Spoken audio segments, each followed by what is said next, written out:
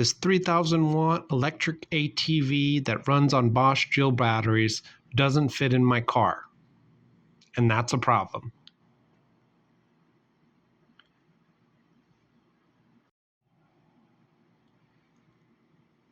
If I want to take this thing anywhere, I have to completely redesign the front end. And since this build runs on Bosch drill batteries, keeping it compact actually matters. So today, I'm shortening the suspension and trying to make this whole thing fit. Right now, the front end is just too wide. It works, but it's not practical to fit it into my car. The goal is to bring everything in without completely messing up the suspension geometry, which is the trick.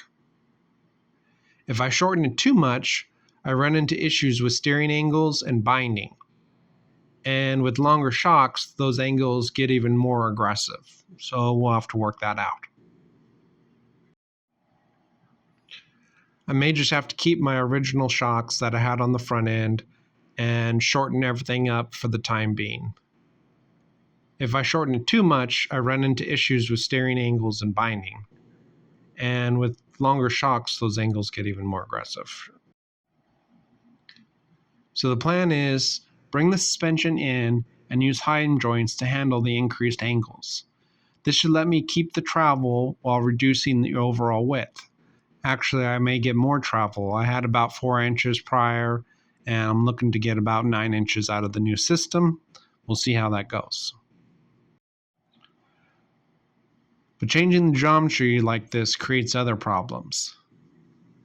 Now everything is under more stress, especially with a 3,000 watt system pushing it. This is where it starts coming together, bringing things in tight.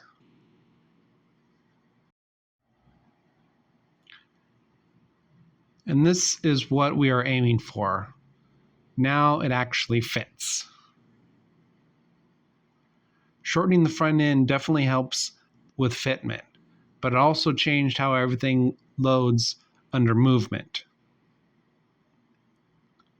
Now that it fits in the car, next step is seeing if it will survive real trails riding. So stay tuned, subscribed, and we'll get to the action real soon. You know what I always say? Peace.